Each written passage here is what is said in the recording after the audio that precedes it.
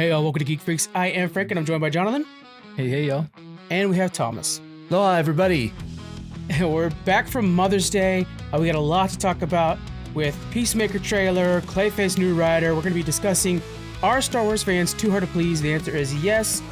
And so much more. Spoiler alert. Right off the bat.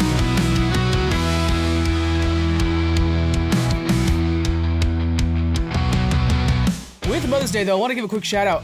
One of our favorite podcasts in our network, the Disney Moms Gone Wrong, is back after a short break of 2 years.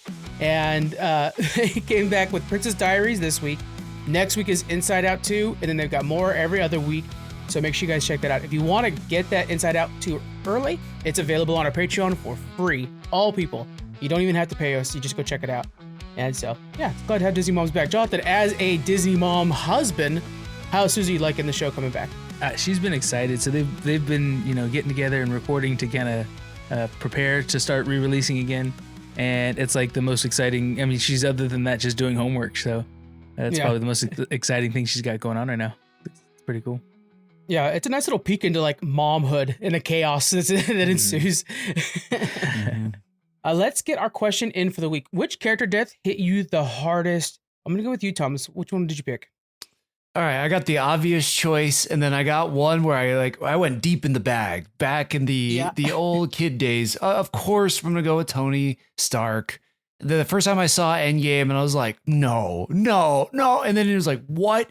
He died? Of course, that one hit so hard because we'd been with him for a decade. But the other one, back for the old kid times, I'm gonna go with. Do you guys remember Land Before Time? Mm-hmm. Oh my God. I'm going to go with Littlefoot's mom. I remember as a kid that devastated me. Like, I was like, what? I don't think I was more heartbroken for years, like that one hit me the hardest. So Littlefoot's mom. These weak kids nowadays don't even know the trauma that we had. That reminds me of like Brave Little Toaster. The vacuum that like ate its own cord on purpose, or like the pissed off AC unit that just did himself in. And then that song, it's called Worthless, all about the trash cars at the very end. Like that movie's brutal. Did you just watch this movie recently? Like, how are you pulling out these references, man? Me and my friend Joe like kind of watch it every year together. So yeah, oh man, I'm pretty familiar with it. That was one of those things. You and me were talking off mic about how like there's this one party where we were playing Switch the entire GameCube the entire time. There was another party where me and Joe go to, and we just put on Brave Little Toaster, and we're both sitting there watching it. And like the party ensues around us. We're like, hey, we're watching Brave Little Toaster right now, guys. I don't know what to tell you. So you were destined to do this podcast. That is what happened. What's funny is that was probably the best party. Yeah, exactly. I got out there eventually. Jonathan, what about you, man? Mine's the more you guys Thomas's choices reminded me of probably the most impactful for like all the kids of our generation is Lion King. Seeing Mufasa die, Simba finding his dead father who was just fighting so much to save his son, and then of course his evil uncle has to convince him that it's all his fault, and the pain and suffering that he's carrying on his shoulders is just catastrophic. So that's so heavy. That's heavy. But as you guys talk about this, like, we're so traumatized by these kids' movies, but it is a shared trauma. So if you're getting whooped at home by yourself, that's personal trauma that you bury in between, the cracks of your brain and suffer with the rest of your life. But shared trauma is what you go to school and you talk to friends about and like, oh my God, I couldn't believe Mufasa and all this stuff. Right. Then, we all share it together. I think it's we grieve together. Yeah. Oh. Then we play like Lion King in the recess, and some kid's got to fall off the side of the stairs because it's your job. You're Mufasa this week. Let's tell you. You hang off the side of the jungle gym. No. Let's take it to Instagram. So Here Walks Monsters Comics said Opie from Sons of Anarchy. To this day, without question. If you guys remember, Opie had the big beard. Yeah. He's also in Walking Dead. That was a good one. That's a good one. Frey Comics says Wash from Firefly. Alan Tudyk is it's his character. That's another one I need to watch. I'm so behind. Oh, it's only one season, Jonathan, and it really was like set the stage for so many things that we love today. Crazy they canceled that show. Luckily, they gave it a movie. That's where Wash died. And then my personal one is Robb Stark. So you would think Ned Stark if you're thinking Game of Thrones. Yeah. But Ned Stark was like, oh, I'm shocked. George R. R. Martin, you taught me a lesson. A couple books later on, I forgot that freaking lesson. He taught it to me again. And that one, I was like, you son of a bitch. I trusted you again. You thought you were going to have a joyous occasion. Wrong.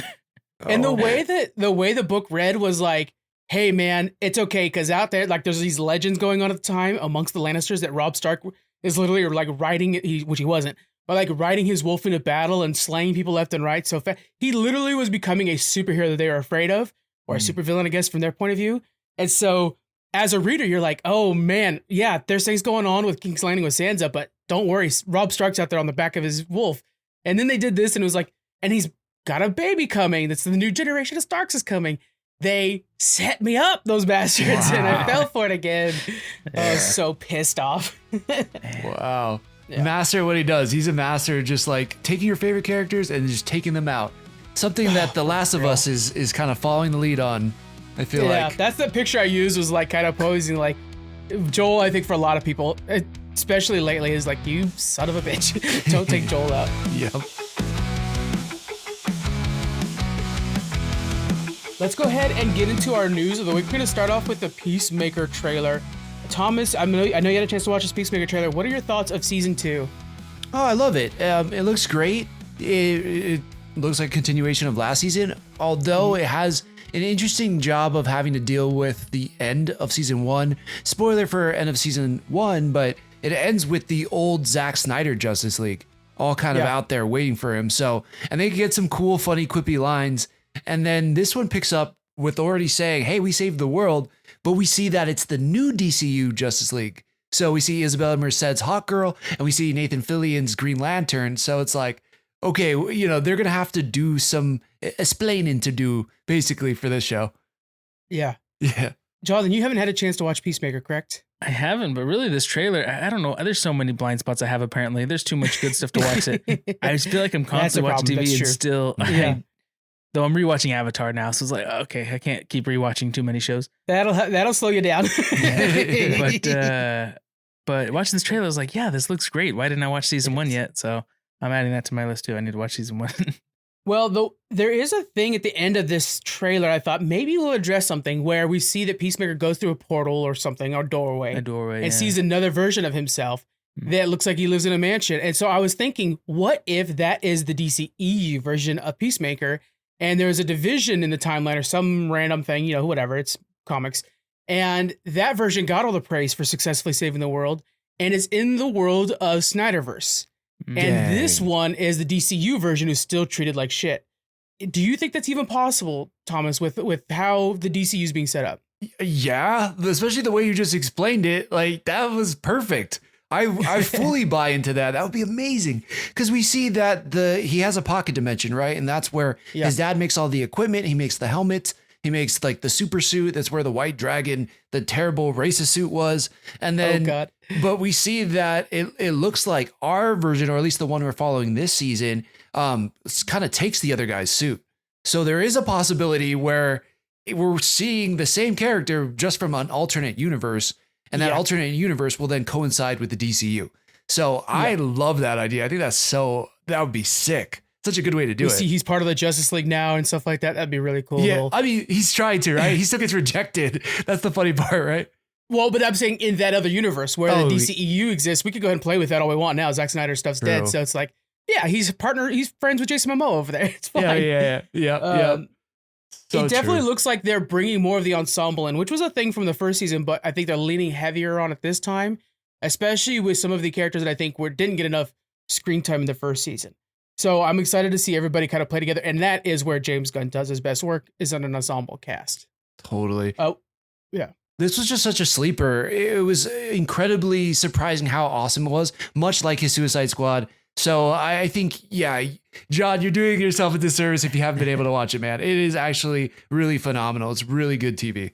Yeah, me and Frank were just talking today about how, like, man, I really need to build out my list because my watch list, because every once in a while I'll run out of stuff to watch. I still haven't finished several of the series that I was in the middle of watching. But I'm like, yeah, I want to watch something different, and then I forget, what I'm supposed to be watching. So I gotta keep it up to date. Right away, I'm like, I know the Invincible's not on that yet. You need to get Invincible on there and stuff like that. So That's so hard. Thomas, you sent me something that I thought was very poignant, where somebody was mentioning how this is a bad start for the DCU, going with Creature Commandos, Peacemaker, then Superman. Can you elaborate on that? And do you think it's true or not? Yeah, I'm glad you brought that up because I was like, I kind of agree. Although I before everybody jumps down my throat, it's like I'm still so excited for Superman. I know Superman is the right move. You have to have a flagship character, take this new franchise and like lead him into this new era. But it does a little bit to me feel like, oh, because these were James Gunn's babies, they got ushered in. You know, like if it wasn't James Gunn and somebody else had like a really fantastic idea, you know, would those properties have made it too? It doesn't feel like it. So it is just kind of weird that Creature Commandos was like our first movie. Some people could say, well, technically it was like the Superman documentary with Christopher Reeves, but it's like, that was already done. He had nothing to do with it. He had everything to do with Creature Commandos. He had everything to do with Peacemaker. It is just like a weird way to start, you know, in a sense. Yeah, and I think they have the biggest signature, the James Gunn signature on them too. Of course, he was very involved with them. And so they feel very James Gunn. So I wonder if like one part of the reason he wanted to make sure they were still included in the DCU is because this is going to be the vibe of the entire universe. So they fit in it better than in the DCEU. But one of the arguments is that like if you're starting an entire new universe, you should start with your best foot forward. So literally the first thing should have been Superman, and then the next should have been Green Lantern or something like that. And I do see that there's an argument for that. I wonder if we were to put this on Marvel's side of it, like what if Disney Plus existed when Iron Man came out? Would we have gotten a Rhodey spinoff immediately in Disney Plus? Like, I think if the circumstances were different, we might have seen something similar with the MCU. See, I think Marvel proves that wrong because they didn't do that. They didn't start with their big stars. They didn't, come out of the gate swinging with Hulk and Spider-Man. They had Iron Man, which nobody knew about when it first came out. That was a surprise success. And then like, hell yeah, let's just keep running with this. They had the right people at the helm. And so it really took shape. But if DC wants to do the same thing, I would keep Superman in the background. He flies through in the city, maybe in the background of some no-name character's movie while you're testing out new ideas with these odd characters that people haven't really heard of much and kind of feel them out and help them grow. And then if they're a big success, cool. If not, then okay, well, we still have Superman, in the background and we're going to have Superman movies, but maybe we'll wait till, the DCEU is kind of built out a little bit before we dive into that. I definitely see what you're saying there. And it being a tentpole is fine, but let other ones play. Let's get more content out there where we could. Peacemaker probably is the best example of this. Cause I mean, like who the hell is reading a Peacemaker comic before this? Yeah. And suddenly he's, I can't wait for the show. Yeah. Like I would never even knew about the character. His dad is literally a superhero for the KKK. Like it's such a wild character. And if you were to pitch that to Marvel, they would say, there's the door. Don't let it hit you in the ass. Yeah. And yet now it's one of the most popular shows, and you love watching him kick his dad's ass. Great. I totally. I also, another thing I was thinking about watching Thunderbolts this past weekend was like the actor that they choose to play these characters also completely changes the audience's reception. Because like, I know there was a ton of people that liked Scarlet Witch before Scarlet Witch, was, Elizabeth Olsen. But now that it's Elizabeth Olsen and everybody loves Scarlet Witch and we've gotten WandaVision and Multiverse of Madness and like Age of Ultron with her, like her fandom and like her stardom as a character shot way up. So, again, I think it also just depends on the actor you put in with that role and whether they're willing to be, it's almost become the opposite. Like no name people are becoming more of the Batman and Supermans. And then like super famous people are playing the side characters, like Idris Elba playing Bloodsport, like who's that? But like, it just makes them more interesting because that guy's a star. And you don't need to further explain Superman's background or anything like that. But I do want some origin stories. I just don't need to see Batman's again. Mm-hmm. So give me somebody else's origin story. Let's fully flesh that out. And then, on Scarlet Witch is such a great example. What a great pool. Because I think in the MCU, she's nearing the Trinity status. Yeah. And in the comics, she's like, yes, she's probably like Iron Man level. You would expect her to see in a lot of things. Mm-hmm. She's often like in some of the crazier stories, she's a villain. And, but now in the MCU, like if it wasn't for the barrage, she would have taken Thanos out, I think. Like that's how strong she is, you know. So it's kind of fun to have her play around, and I hope she comes back quickly. I know Elizabeth Olsen's needing their break. Sure, take your break, but we're gonna need you for Secret Wars. Don't go too far, you know. Giant dump truck of money is backing up at her door right now. We're just like, how much do you need? Yep. Oh man, too good. All right, so guys, make sure you watch Peacemaker season 1. Jonathan, I'm talking to you before season 2 comes out. I can't wait for that. That'll be fun. Let's move on to our next thing here. Clayface is getting a new writer. So this is kind of a problem for me. Clayface had Mike Flanagan, who he made the script and he brought it to James Gunn in the DCU and said, hey, I got this idea. And they let him leapfrog so many projects from bigger names because the script was so good. Now, scheduling and different things happen. They end up tapping this new guy, Hossein Amani, who did Drive and The Wings of a Dove, to rewrite the script. And I'm like, the reason this thing was sold is because it's going to be a horror movie. Mm-hmm. And now you get this guy who doesn't do horror movies to make this. I'm a little concerned. Yeah, I'm hoping that they took the idea and the story that they already liked, what sold it, and they stick with it. Obviously, this director, he's been in a few things, not super well known, doesn't have a huge reputation yet. So let this be the thing that elevates him versus him being a famous director that's going to bring up, you know, an amazing movie that doesn't have a face to it. Because, I mean, Clayface may not be so mainstream that it have to stay on the rails, but it's recognizable enough that people might go check it out and be willing to experiment with a writer that's not usually in that wheelhouse. Yeah. Kind of the Thunderbolts vibe, right? Where they could do some A24 stuff within a big title, a big studio. Yeah. I think what Clayface could be. Yeah, that'd be great. I mean, he's got a lot under his belt. So I feel like, I agree with you. I like the video that you put out on TikTok, kind of explaining your full thoughts on it. And I tend to agree with you, but the guy does have an impressive filmography. So I'm like, all right, maybe he knows what he's doing. But yeah, I really liked the original writer they had because Clayface is so good when he is just terrifying and he's kind of twisted and doesn't know his own personality. We got a really good representation recently in the Cape Crusader that came out on Amazon Prime. That was such a good episode. That was one of like the best Basil Carlo episodes I can remember. I can just remember. Like, I know we got some back in the animated series, but I don't remember those. Of course.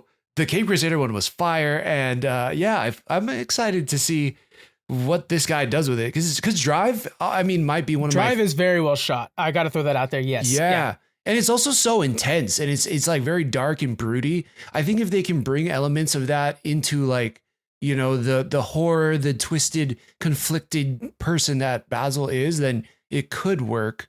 But yeah, I agree with you. I don't know. This is like too soon to tell for me. Mike Flanagan, though, do the Haunting of Hill House. Like, that's actually the same guy that we both watched Brave Little Toaster Joe. We also both love Haunting of Hill House and talking about different shots in that show. Yeah. I mean, like the way that it's a continuous shot and that the person's behind him now. And it's like, that's the kind of stuff I was hoping to see out of Clayface. It was like, you know, Midnight Mass and all those from Netflix that are just like, perfect. And it's like, damn, I can't believe we lost that. That's a shame. True. All right, let's move on to our next thing. Okay, we're all fans of Marvel's Thunderbolts, I think, at this point, right? You've watched it twice over there. I have started watching it again, not in theaters. Spoiler alert, I get my movies. No, but it is fantastic. Well, there's a new Thunderbolts comic coming up, and of course, they changed the name of the comic book now as well to The New Avengers. We talked about this last week, how we're wanting them to keep tying MCU and comics together. There's the new Fantastic Four comic book coming up. There's going to be a prequel to the movies that'll be coming up next month. Yeah, next month. I think this is a good move. Would you guys be interested, based off of the Thunderbolts movie, in reading a new Avengers comic book? Yeah, I think I'd be down to check them out. We've talked before about how I'm not consistent enough to stick with anything, so it's especially hard to like jump into a comic book series when it's already, you know, halfway going. But something like this, I mean, like we just saw the movie, so, you know, it'd be a good time to get into it. And I think it's a good gateway for a lot of people who have never read comic books before or want to buy some for their kids or something like that. Like, this is the time to get into it. As long as Marvel is doing their best to promote their comic and say, hey, like, if we didn't talk about it on here, I wouldn't have known otherwise that there was going to be a comic coming out for it. So, you know, they should be telling their people, like, or their fans, go out to your comic book shop on this day. It's going to be on their shelves, you know? Yeah. There needs to be a lot more promotion on Marvel's side. I mean, what we're talking about, I know with Ironheart 2, that's kind of a problem that they've got going on right now, which there's a new trailer coming tomorrow. So I know that there's people Our friends on the internet are letting us know that there's no trailer for Ironheart. Yeah. It's coming tomorrow. And it's like, I hate to be like, guys, if you know how marketing works, like they're too tight right now. So you have to wait. You have to give them the 45 days. Whatever. Right. I'm not going to push it. But anyway, so yes, they need to advertise this comic book more. And I mean, the team I think is solid. We have, just real quick, we have Carnage with Eddie Brock inside of Carnage. It's not actually, it's not Cassidy anymore. Winter Soldier, Black Widow now in this instead of Yelena, the White Widow. We've got X-23, Namor, Hulk. It's a hell of a good team. Yeah. And so I really hope people, and Winter Soldier too, is still at the helm of this. So I think it's going to be a lot of fun. Yeah. It's funny. I kind of have a counter feeling about it. Just like, I get it from a marketing standpoint. Of course, it makes sense. We have a Thunderbolts movie that just turned into New Avengers. Like, why wouldn't you do that for the comic? But I kind of hate it in some ways too. There's issues recently. Trying to think of what it was. I've read some recent Avengers comics. I really dig it, but it is like what we can expect from the movies now. It has like Shang-Chi in it and the new Captain America. And it's like very much the team that we're going to get in the movies.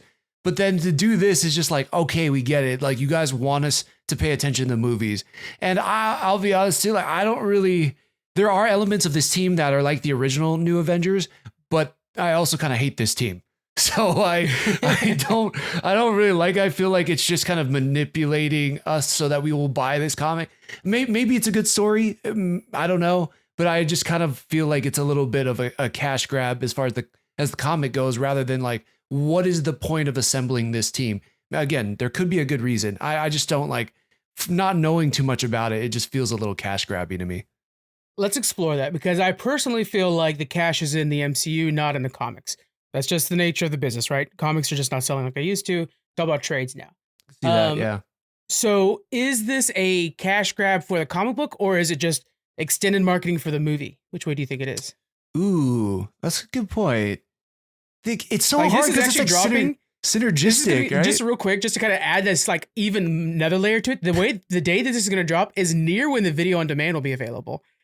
Oh my, well, yeah, I think, I guess it goes hand in hand at this point, but it's funny because if you were going to watch Thunderbolts and if you really wanted to read the comic that's closest to it, you would go back to the original New Avengers, not the new Avengers, if that makes sense. True. Right. So it's like, this totally to me just feels like a marketing play for the movie, but because it's, I mean, there are elements of this team isn't even the team really that we got in the movie close to it, except for Bucky. He's the only one. So if you want to kind of go back to what inspired the movie, you'd go back to the original, the New Avengers from Brian Michael Bendis that had the Sentry in it. It had Wolverine in it. Well, we don't have Wolverine yet, but anyways, you know what I'm saying. Dark Avengers too, with the idea of like Norman Osborn being in charge, is very much the Val kind of like that overarching villain who's been running the team, really, and Baron Zemo before that and stuff. So, yeah. Oh, speaking of Baron Zemo, did you hear that there was a part of the draft of the script that was going to have Zemo on the team and then they cut him? Yeah. What are your thoughts on that? That sucks. This sucks. I would have loved to have Zemo back, especially it would have felt like even more Dark Avengers to me. And I love Zemo. Like he just works. Daniel Bruhl is like one of my favorite underrated actors. I love him in everything I watch. And it just sucked that he wasn't in this movie. I was just hoping. Everybody else just punches and shoots. Why can't he be in there too? My only thing is I think comic book Zemo is such a better character. But I don't think we're going to get that anymore because I think they're trying to distance Hydra from Nazis. And Zemo was very much still in the old Red Skull days. And they're like, no, go with the Kraken version of Hydra. Because like even the Rivals is now doing that, where like Hydra has nothing to do with Nazis. They're all about a cult for what is it? Cthulhu, or like the Squid God thing. Yeah. There's a certain character that's specifically that was in charge of Hydra for a second. They're like, let's all lean in on that now. Let's not mention Nazis anymore. Probably and it's smart. like, well, we're never going to get a Red Skull then in Marvel Rivals. And Baron Zemo's been nerfed like crazy because that's his big thing, is that, So good point.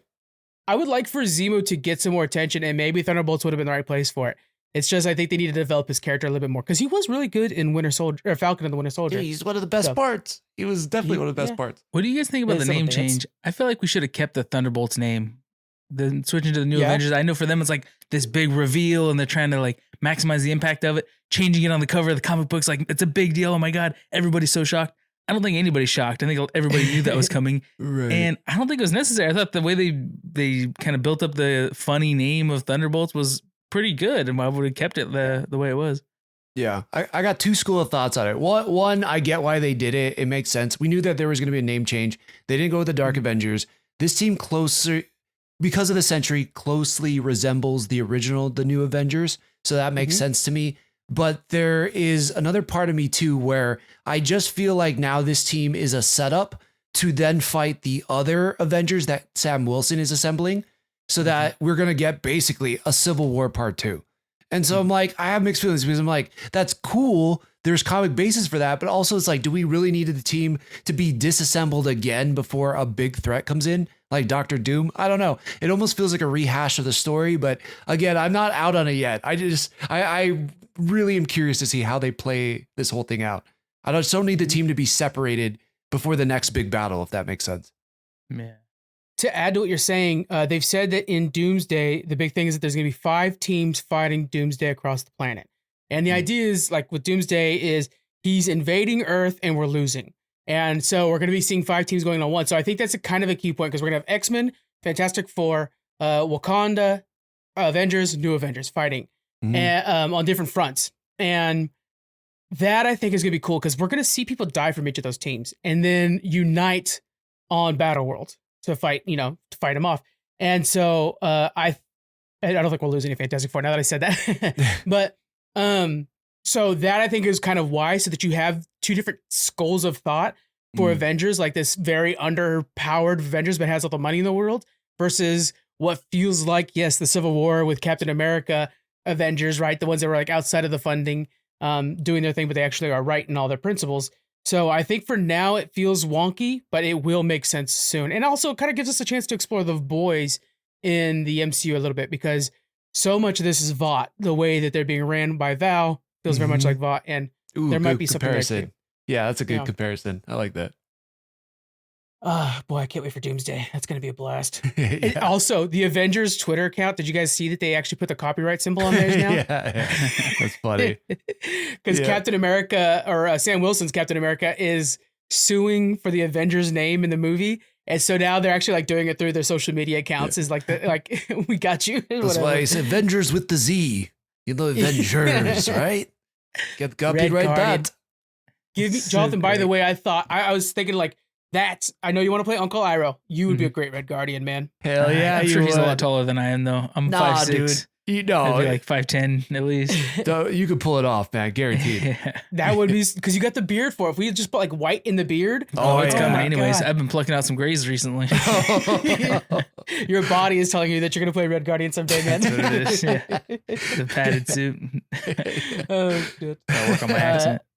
Let's move to the fun Russian accent would be a blast to be doing run there. I saw the guy that was in Disneyland who's now playing him for the Avengers campus down in Disneyland, Red Guardian, and I was like, he's got the sweetest gig of them all, because he's just chilling out. He's yelling at the other Marvel characters just in a fake Russian accent the entire time. I'm just like, that's the guy that I'd want to be him, not a princess where you have to like stand and be, pretty. He's just out there like swilling beer and stuff. Yeah, messing around. Yeah. Yeah. Oh man. So we have the upfronts going on right now, which means that we're going to get a lot of news for TV stuff. And a lot of that's going to come next week and on Headlines. If you guys make sure to follow Headlines on all your favorite podcast platforms. But we've just learned that Fallout is planned out. They have scripts written out for season 5, maybe 6. And it got renewed for season 3 already. And season 2 is coming out in December. So we have a plan for Fallout. We're going to New Vegas. I would love to see them re-release. We got that remaster from Oblivion. Let's get a remaster for New Vegas or for 3.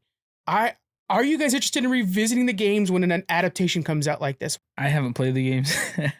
Bullshit. I know you played 3. Did I? We played it together. Yes. Gotcha. Yeah. Okay. Well, then I can say it. it. I haven't played the games, but I do want to play this one though. I saw how crazy the numbers were spiking after Fallout Season 1, and everybody was like, "Just oh man, this game is still so great." I was like, "Crap." Okay, I want to jump on it. But I know New Vegas is arguably one of the most popular in the whole series. It is. So I would definitely, if there's a remaster version, I'll pick it up for sure, because that sounds great. Yeah. Yeah, and again, if you guys are playing these Elder Scrolls games, Starfield or Oblivion Remaster or Skyrim for the 100th time like me, it has a lot of those same vibes, and you get to see all the little Easter eggs that are within the show, because there are a ton of Easter eggs in the show. And there's so much lore that's not tapped unless you like reading books and little hologram things every here and there. It's really worth it. And with it being planned out, I'm like, okay, so we're going to get New Vegas in the next season. Where are they going to go next? Well, luckily they have this little fun mystery box within Vault that's built in there, with every vault being a new experiment. So if you wanted one where they're like, hey, we found a way to take out all gravity, so this vault has no gravity in it. What happens if you open it? Well, shit, or something like that. This one has the cordyceps from The Last of Us in. I'm sure let's open that one up and see what happens. So you could do 5 or 6 seasons. You could keep doing seasons where like there's a new vault every season. I think that that's going to be really fun to explore. And the fact that they're going right to New Vegas means that they want to go with what's successful. So this is going to be a slam dunk in my opinion, and great casting too. Walton Goggins, gotta watch him and everything. I know. Yeah. Seriously. I think that's smart too, planning it out, long term, because then you can have a connected overarching story that we usually see, remaking, even like books and stuff like that, adapting it to movies and TV. They have a hard time with that transition, especially in like, the pacing or where to end a movie and stuff like that. So by planning it out long term, and you don't have to necessarily end a game where you end this, or end a season where you end the game, because they can kind of tweak the story to fit, right? Well, that's a good point. Yeah, they have a Nolan behind it. I mean, Christopher Nolan's brother is in charge of this, and it's Amazon. So it's like, this seems like a slam dunk for all 5 seasons. If it was up to me just to kind of decide, I think they're going to kill it. So yeah, I think it's a no brainer, man. I wish we don't get that anymore, because there's so much at stake for these shows. They cost so much money, like after every first season of every show now, it's like, oh, maybe there's going to be a season 2. And then we get to season 2, we're like, yes, and we're only going to get 9 episodes out of that. But it's makes sense that this show would get it, because I think it is that good. I would put it up there with a Game of Thrones, with The Last of Us. Like, it was that good on so many levels for me. With a very unique feel. Yeah, it's an adaptation that's very close to the game, but I feel like in the TV landscape, we have post-apocalyptic show, but none of them have these bright colors, and none of them have these ridiculous characters in a world. So I think it's unique in this way. I think Borderlands had a chance to capture this, but it just failed in every fucking way. God, Borderlands like whiffed so hard. It was like a peewee kid like getting pitched at the MLB level. Like they just had no chance. I don't know what they were doing, but they're just so like, hey, have Kevin Hart have Kevin Hart things. It'll be fine. And it's like, no, it won't be. It's not good. Yeah. So it's crazy when I was like sitting in a room with a director, one of the actors, and I still don't want to watch it. After watching them talk about the movie and the process, that's bad. Like they did a bad job of that movie. Oh man. So the only concern I have is this Nolan. I think it's either Chris or Nick. I don't know which one it is, but they were given a 6-year plan as well one time from HBO to make Westworld, and we all know where that went. So I'm like, don't Westworld this up. I know that you're like, oh, I got all these seasons now, so I can really go out there. It's like, don't do that, because then people won't watch it except for Frank alone, and they have no one to talk to about how bad this is getting. Yeah, that is a good point. That is a good point. I agree with you. All right, last bit of news is Grand Theft Auto 6 is delayed till May 2026. I will say, this game is so vital that it launches well for the industry. This is an industry game that if it has a bad launch, like, people will be laid off across the industry because they'll think the industry is doing bad all of a sudden. That's how important Grand Theft Auto is. The last game has been like the top earning game for a decade. So you can't mess this up. So yes, delay it for a year if you need to, just to make sure it comes out literally perfect. And I saw like Obscura Expedition 33, the game that Squeaks reviewed for us, that is on my to-do list. They were like, thank God we could win Game of the Year now, because if GTA came out, we just wouldn't win. Like GTA is going to win Game of the Year as soon as it comes out. That's just how it is. Oh, that's funny. Yeah. I'll say I can't wait for it to come back out, because the last time GTA dropped, the Seahawks won the Super Bowl. So I'm just like, as soon as they drop it, we're gonna get another Super Bowl. So hey, give it to me as soon as you can. I'm here for it. Are you a GTA player? I didn't play the last one. I wasn't gaming at the time, but all the ones before that I did. Yeah. Yeah. And I loved it. I mean, it's incredible. I was probably too young to be playing the first couple of GTAs I was playing, but I was like, oh my God, this is, am I supposed to be playing this? I hope my mom doesn't walk in. You know, exactly that. Exactly that. Yeah. But I love it. Seems like you're too young, but it was made for you with you in mind. Yeah, probably. Right. Yeah. GTA 3, and you're like, oh my God, I could get the girls in the car. Yeah. Don't walk in. I was like, oh boy, the car is shaking. I do exactly that. I do suggest you play GTA 5, especially with you living in SoCal. Like, I joked to my buddy how I had to pick him at LAX, and I was like, oh, I know how LAX is laid out. I played GTA a lot, and it's the same pattern. I mean, it's very close to how LAX is laid out, though. Yeah. Wait, is Santa this Monica, San Andreas? Yeah. Well, it's GTA 5 is, it's like San Andreas and something else. Okay. But it's all LA. Yeah. So like Santa Monica, when you're driving down Santa Monica, those houses that are right there that used to be like Crack Studio and stuff like that, it's literally in the game. I mean, like the wildfires took those houses out, but they're still there in the game. Yeah. And it's like, man, it's amazing how much you know these streets, because it's like, oh, this one road goes this way. I know where this goes. Yeah. Because it's in GTA. So it's fun to play, especially if you live in a SoCal, because you're like, I know these streets. That's pretty cool. Yeah. Man, that just showed, man, they got like Google Maps money, you know, like Yes, they do. just to make everything picture perfect. Well, I mean, if you think about it, like they come out with a game every 12, 13 years, kind of Bethesda rule a little bit. That game's going to fund them to be one of the top earning gaming companies for the next decade. Yeah. Take your time with the roads, you know, make sure they look good. The radio stations have to be funny because people are going to be on this thing for the next decade, the same exact game. And you're going to re-release it on, I have GTA 5 and Skyrim on 3 generations of consoles. I had it on the Xbox 360, you know, and to today, I still have it on all the new systems too. Wow. Same thing with Skyrim. Yeah. All right, let's go ahead and get into our discussion of the week. The Paramount Plus hit series Landman Season 1, starring Billy Bob Thornton, Demi Moore, and John Hamm, is now available on DVD and Blu-ray, with over 85 minutes of special features. Landman Season 1, owned now on DVD and Blu-ray.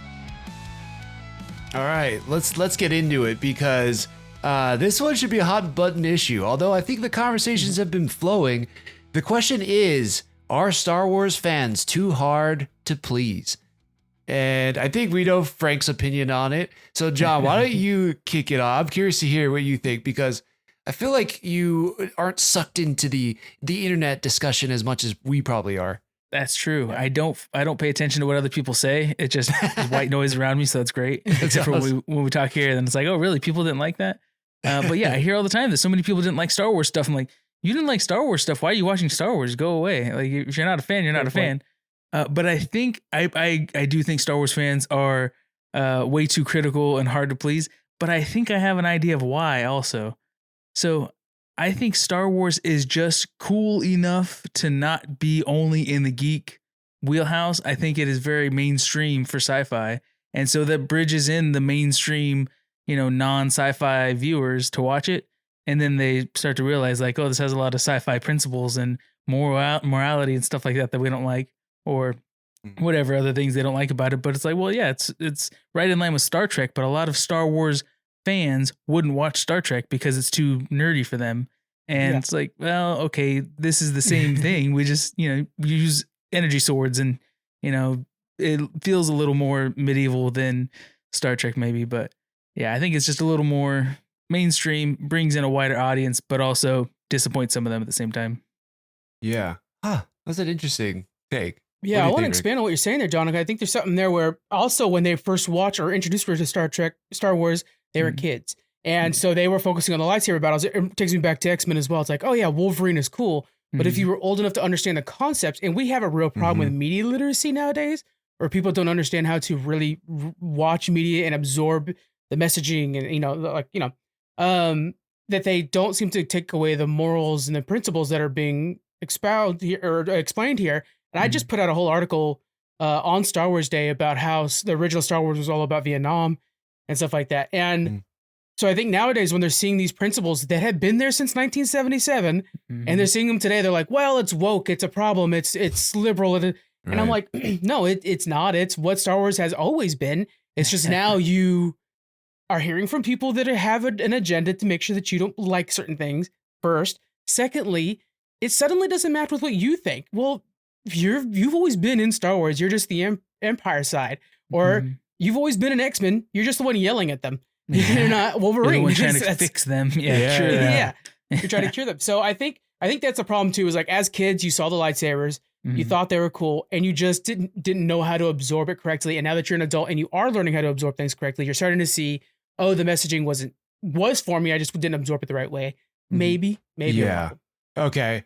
All right. I'm gonna be a little bit on a soapbox here. I think Good. Get on that soapbox. Yeah, I think both of you did an amazing job explaining it. I'll start anecdotally. So going back to Ahsoka, I had an uncle. We're at a family party.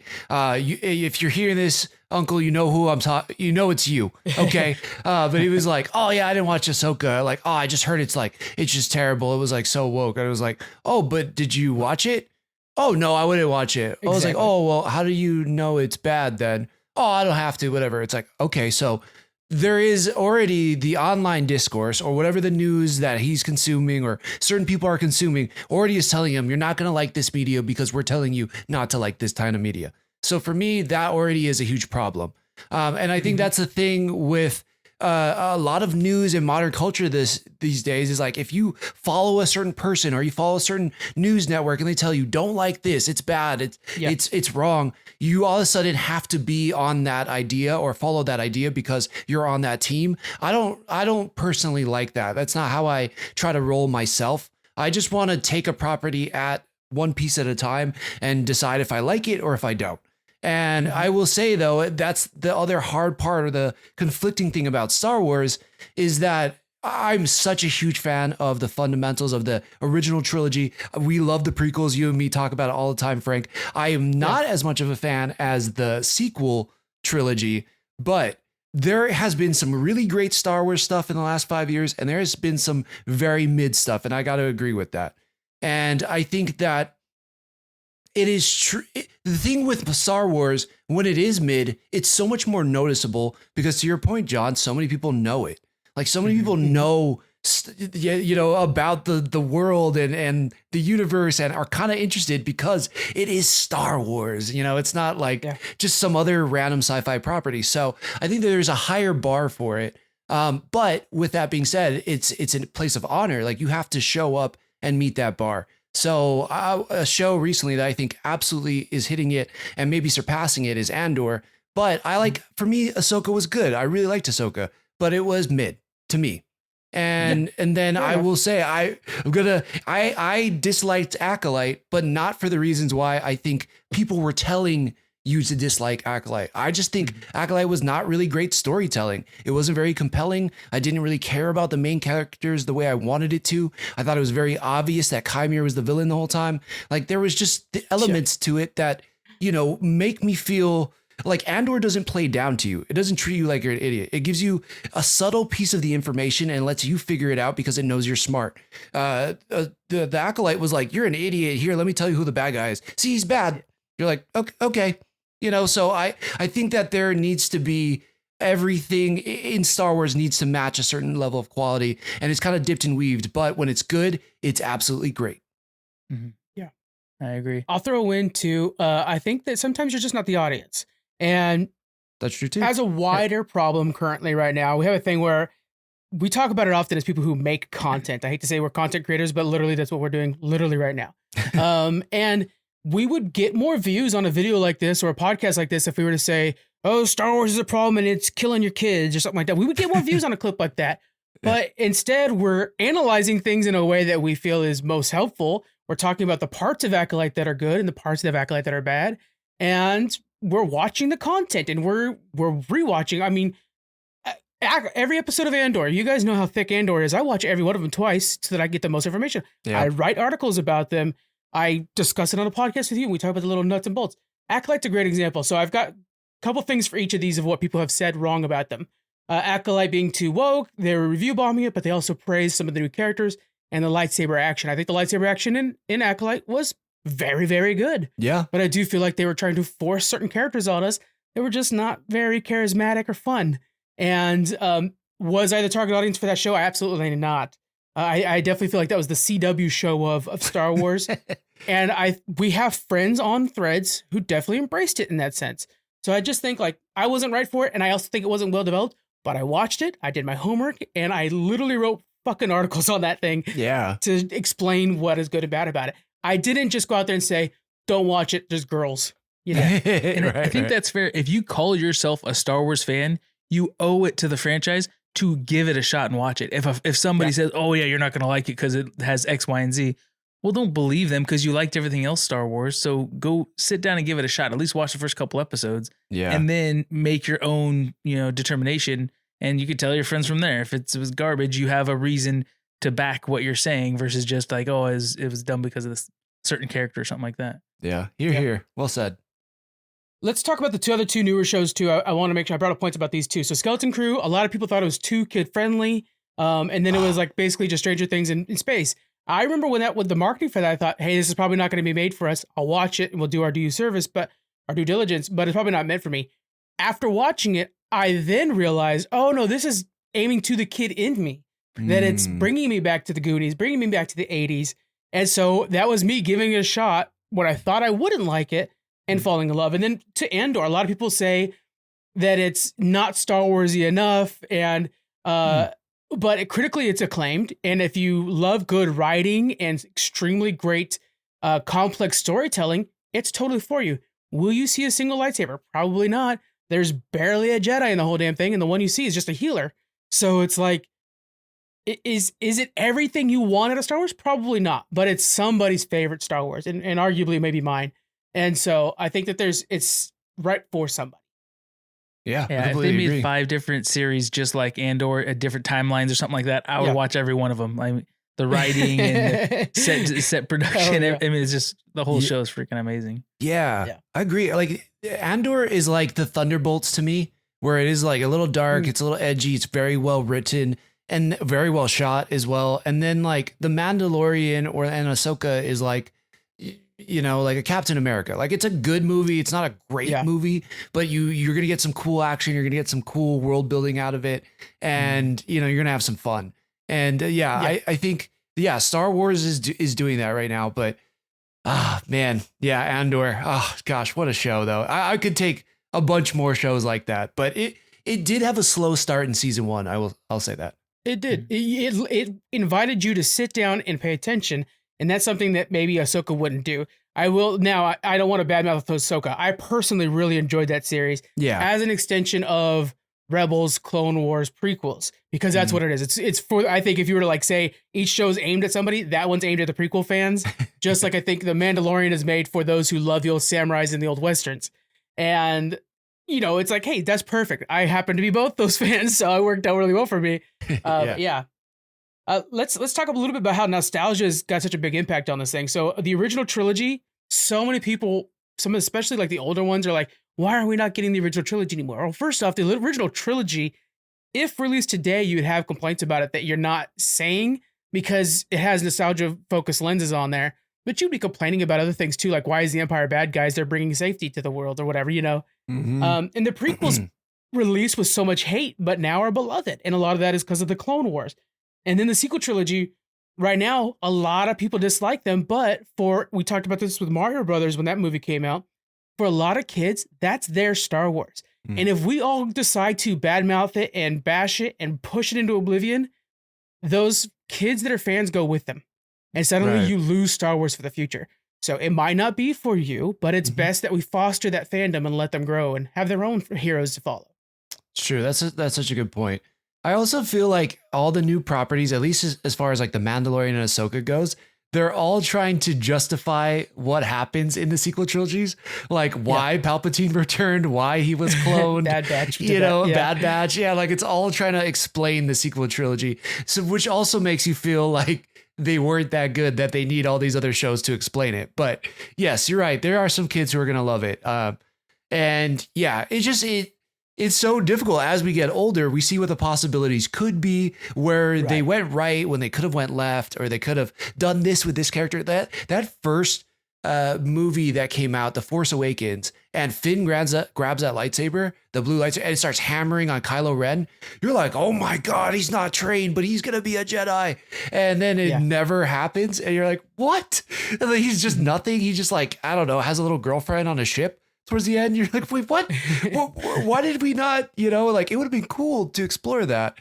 So yeah, I'm sure they'll age better as well, but it is, yeah, it's tough as we get older. I think it's like the expectations too with Star Wars will get bigger and bigger. I think Marvel hit it too right after Endgame. Everybody was like, we need Endgame. It's like, it's never gonna, what happens in comic books after a big crossover event? Like they start small again and have to rebuild. Yeah. They drag ass for a little while there. Yeah. Totally. So you earn everybody teaming up. And yeah, we're just kind of in this building phase, and I don't know. I'm excited. I think Star Wars with the Mandalorian movie coming out. I think what Andor is doing is incredible. Give Tony Gilroy another series some point. How he makes us feel about rebellious characters who are just humans trying to survive is amazing. It's just like and we're getting even more and more Star Warsy, I think, in this show as the episodes have gone on. Do you agree? As we get closer to Rogue One, I think they're starting to line up a little bit closer and closer. The fact that we just now have K2SO, it feels like a jump towards Star Wars. The fact that we had a Jedi healer jumps towards Star Wars more. Right. So the mainline Star Wars. I want to commend you for when you're talking about the missed opportunity in the new trilogy, because that's how it should be discussed. Is, hey, this is something I saw in that I thought was wrong. Not that the entire thing is washed because it was all bad. Right. No, there was definitely a missed opportunity. Finn, I think, was a very missed opportunity character. Change of directors, I think, was a huge part of that with Rian Johnson coming in. Yeah. But it doesn't mean that it's all gone. I mean, it was freaking dope to watch those fights. I think that last movie to me was probably the least exciting Star Wars movie, but the Kylo Ren and Rey fighting side by side against the Emperor's Guards might be one of the coolest Star Wars fights I've seen. Like, there can be good moments in what you would perceive as bad things. Yep. Well said, man. Absolutely. Let's get into the toxicity versus passion part of this, where we have a real hard time now where there's kind of this para relationship going on, or whatever it's called, where they feel like they're too attached to people. And we get actual harassment going on for these characters. Daisy Ridley had a hell of a time playing Rey. She actually just came out recently which is why I wanted to bring this entire thing up, really.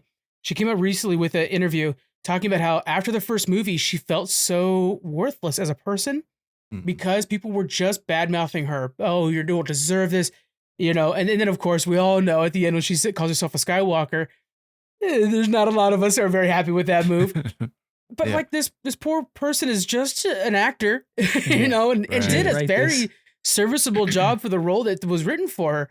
So I think there's a thing too where, like, back in the day, we all loved Harrison. Like when the first trilogy came, we all loved Harrison Ford. We all loved Luke Skywalker. I can't imagine back in the 70s and early 80s, there were a lot of people that were like, well, Harrison Ford didn't do very good acting on this. I don't think that was the case. Right. But now we overanalyze everything. I mean, that's kind of a problem that literally we're experiencing right now as us three are talking about it. Yeah. I think there's also a level of access that we have now that makes that different too. It used to be these people are heroes. I mean, they're better than me. They're rich. They're celebrities. They're actors. I don't even get to walk on the same streets as them because they're special and I'm not.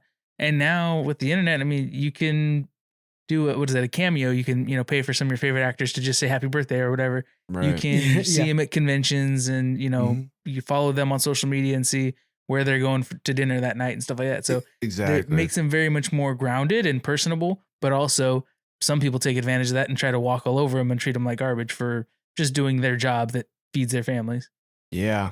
Yeah. That's a good point. What can these fans and what can these studios do to address that? I mean, just keep yourself more, I shouldn't put all the onus on the actor, but it's like, it makes sense why some of those actors are so private, where it's like, I wouldn't want to expose myself because people are going to think they can take everything from you and whatnot. But yeah, I wonder if I think media is shifting a little bit too, though, where we are seeing that they are people and actors who are coming out, there also used to be an arrogance about them too. Like if you look back at Arnold Schwarzenegger or Leonardo DiCaprio in his younger days was really bad about that. Yeah. I mean, he just acted like he was better than everybody. But I think to your point, John, it is harder to do that now because people can stick a camera in your face when you are coming out of the restaurant, or let's say you're too drunk at the bar and they can film you stumbling out, and so it's kind of us realizing that they are human. And then also like just people are terrible. Like you just, dicks to you on the internet just because they can, because they have anonymity from a screen. It's like, just be a good person. It's not that hard. You don't need to be an a-hole for no reason. But also like the actors, I think also are changing as well. That's why we get people like a Jack Quaid now, or Pedro Pascal, I think, where he's a lot more open about mental health issues and anxiety, which brings us to, it makes you feel more close to the actor than you did when it was like Leo back in the day, when you're just like, oh, he's handsome. Now it's like, oh, I have anxiety too sometimes. And like, it makes you feel like you're actually friends with them. And that's not healthy for what we have actually going on. This is true, but it is relatable, and it used to not be relatable. And then now everything kind of has exposed more for good or bad, right? We now see that that all of our heroes weren't just that. They weren't just these amazing people or amazing actors or celebrities. Like, oh wait, they were kind of a jerk. Oh wait, they were kind of a dick to this person, and it does humanize them, but it also, I guess, opens the door for people to attack other celebrities as well. It's weird. I also find like that it's beyond just Hollywood though. It's, we're getting that on, look at streamers are getting attacked or doxxed. It just seems like even video game developers, I know Marvel's Avengers had his fair share of problems, but people were leaking some of the developers' addresses and stuff, and people were sending them death threats to their house. It's like, get over it. Like, they're not just, this is a whole team effort. There's a huge conglomerate deciding what to do with this game. And yes, we as fans may not like it, but it's not specifically that one person's problem. So, I think it's just awareness kind of all around, and for us to realize like we're all humans on this journey, and we just like should try to take care of each other maybe a little bit more. I don't know, cheesy, but I really maybe think that. Yeah, I think we need to have legal protections. I mean, all these people, celebrities, and anybody in the street really should be able to walk down the street and feel safe that they're not going to be harassed or attacked or have a camera thrown in their face or whatever. It's like, why should we expect that a celebrity doesn't deserve the same amount of privacy as anybody else, So if it costs somebody, thousands of dollars in fines or legal fees or, whatever, because they're harassing somebody, and it becomes publicized and it's on the news, like, oh my God, this guy, whatever, was harassing somebody for a character they played, and now he has to pay $10,000 or something. If you make it like, oh crap, I don't want to be in that situation, then people might think the terrible things and say it to their friends, but maybe not attack the celebrities themselves and cause so much trauma. I just thought about something too. One of the things I think that makes Star Wars unique from the others is like Marvel. We like to compare Star Wars and Marvel a lot. They both have the same umbrella company. Marvel, when they add somebody to the cast, it's going to be a big name, somebody who already has kind of that shielding around them from being a celebrity. But Star Wars likes to foster new heroes that'll last for decades to come, because they plan on making movies for decades to come. So they'll get a young actor like Daisy Ridley, who doesn't have that media savvy training yet, or even like a Kylo Ren, Adam Driver, who is like, oh, he's known from Girls, but not real. And they'll take somebody like that and like, hey, we're going to make you a star. We're going to put you in the biggest IP that's ever existed. And so I think there's this thing where like at that point, Lucasfilm owes it to these actors to somewhat protect them and maybe even prepare them for what their new role will be. But if you take somebody who like RDJ, who was in every tabloid for drug use in the 90s, and like, hey, you're going to be Iron Man. He's like, yeah, no problem. I don't give a shit. Like, he's fine. So I think there's also a little difference in how they cast, because, and then like Star Trek, I like to compare things to Star Trek all the time. Star Trek will do the same thing Star Wars does, where it's like, hey, we're going to take you, you're going to have a career for the rest of your life going to conventions, and we're going to, but the thing with the Star Wars community is we envelop you with like protection ourselves. Like there might be Star Trek community. Star Trek. I know. Why am I picking up two that have the same freaking names? Frank. So dumb. Just bang it hard on yourself. Right. But in Star Trek, like we might ask for change, famously with Discovery. That's what happened. But it's never with like a lack of viewership or a lack of compassion. We're going to give you all of our attention, and we're going to give you as much help as we can in that process because we want better from you. And I think in Star Wars, it's a demand of cancellation. There are so many people who want Acolyte too, and we could have gone through Acolyte and said, like, these are things we want better. Maybe next season you guys could address them. Instead, it was like, nope, put some heads on the spikes. We never want to see this again. And who wins in that? Definitely not the viewers, Right. and definitely not the actors. Mm-hmm. Yeah. Good point, man. Yeah, it's interesting. I think there's so many elements to it, and a lot of it I think we just have to have some personal responsibility as well, like just realize we're all people here, and hey, and like what you said earlier, Frank, like not everything is going to be for you, and that seems like such a foreign concept for people when they would only have like one movie every 3 years, and they're like, well, it has to be for me because this is all I get. But now it's like we get so much, it's like they can branch out, which I guess can be a good thing and a bad thing.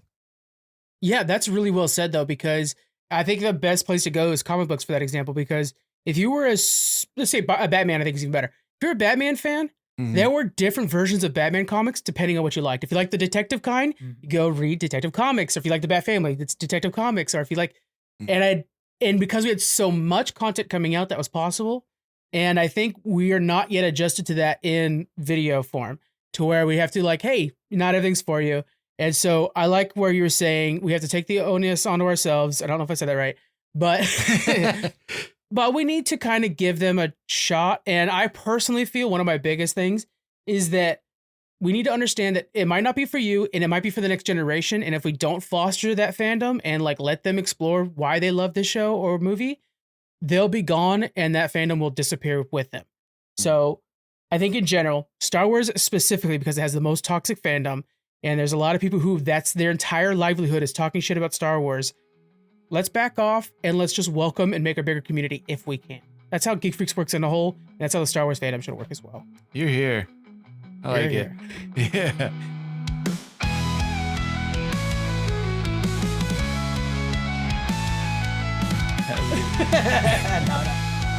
Let's get into some network news. Over at Fandom Portals, screenwriter Jeremy Drysdale is going to be discussing Line of Duty with the guys Brasher and Aaron. Over at Challenge Accepted, a sexy little podcast I know about, we have the Andor finale coming out the day that this releases. So we'll be discussing it over at Challenge Accepted. And then what's our next movie there, Thomas?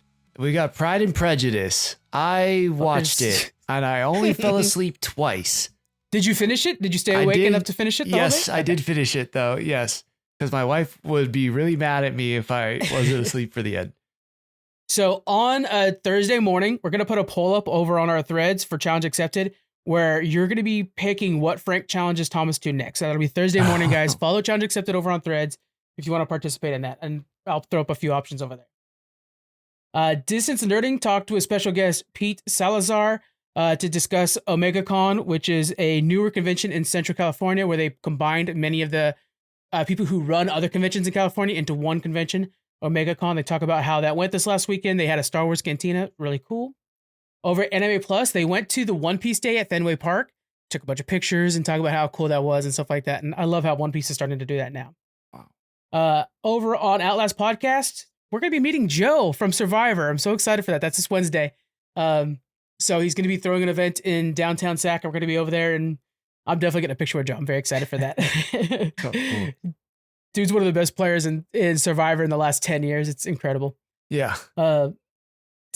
Disney Mom's Gone Wrong. They have Princess Diaries out now, and then Inside Out's coming out next week. Inside Out 2. And then over at Geek Freaks Interview, we just got up the Aubrey Sitterson interview. Shout out to Aubrey, by the way. We talked to him last week on Geek Freaks. Every comic book shop is sold out of Free Planet. That is a huge hit now for Image Comics. Very proud of Aubrey. Let's end things off with our recommendations for the week. Jonathan, we're starting with you. What's your recommendation for the week? It's going to be Peacemaker season 1. I haven't seen it. I'm going to try to watch it quickly before season 2. Well, we got a while before season 2 comes out, but yeah, I'm going to get it in. So if you haven't watched it yet, go watch it. Watch it with me. Should we make a page on the website where we update it with our suggested watch list? And then Jonathan could just like keep referencing it. Yeah. And we have Jonathan do like little one-off reviews for everything. Oh, that'd be awesome. I'm terrible at reviews, but yeah. Nah, well, I know, but you'll have to just tell me stuff and I'll write it out. There you go. Yeah.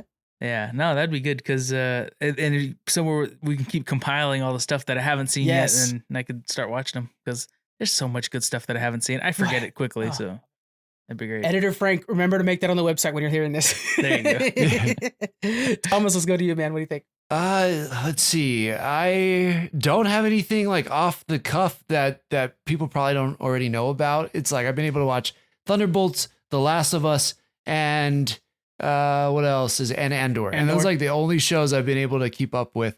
But yeah, just go enjoy yourself. Go play a new Rewatch game. Thunderbolts, maybe. Yeah. Dude, you know what? Okay, how about this? Yeah, go rewatch Rogue One because it's all culminating for that. And there were so many things in the last 3 episodes where I was like, okay, I kind of remember that character, but I don't quite remember them. And then went back and kind of started Rogue One. I was like, oh yeah. And it's just like so cool how it's just a really well done prequel building up to this guy who was kind of a new Han Solo in Rogue One. Yeah. And then just to see him being like, I don't care about this, to I'm the captain in this new army. It's really well done. So I'm going to say Rogue One. I'm saving Rogue One. I already watched it, of course, a long time ago. I'm saving it for right after Andor. But it's weird how it's like, I wish Rogue One didn't exist so we can get more Cassian. I don't want him to go. There's all kinds of fan edits where they're like, now we know why he didn't kiss her at the end of the movie because he was waiting for Bix. It's like, oh, that's so sad. Oh my gosh, that just blew my mind. I didn't even think about that. That makes that scene hit so different. Wow. Exactly. God dang, the internet's undefeated though sometimes. Undefeated, man. All right, my recommendation for you guys. So guys, I got some really good news. I found out thanks to the good old folks at 23andMe, not good old folks, you know who they are. That the evil scientists. That me and Jonathan are both 1/8 Welsh, so I had to go out and get my Wrexham shirt. And guess what's coming back this week, guys? We got Welcome to Wrexham, one of my absolute favorite Hulu shows. It's on FX originally. Ryan Reynolds, Rob McElhenney, by such a small little soccer club, football club. And now they're in the championship league. It is such a fun community to follow. And I'll tell you what, guys, you do not have to like an ounce of football/soccer. It's about the community and the people that they show off. And like, I'm rooting for the local bartender. I'm rooting for the local band guy that just survived cancer, or the painter that has a little podcast now. Little podcast, probably bigger than mine, because he's literally on Wrexham, and it's about Wrexham. Little bastard, what lucky advantage. But anyways, that's what I love about this show. So please check out Welcome to Wrexham, guys, if you want just really good stories about people, and you'll care about them. You'll care about them quite a bit. All right, I think that's it for us for Geek Freaks, guys. Thank you very much for joining us. We appreciate you hanging out with us. Please, while you're on that podcast platform, head over to Apple Podcasts, Spotify, drop us some reviews, please. And we'll see you on the next one, guys. Bye. Bye.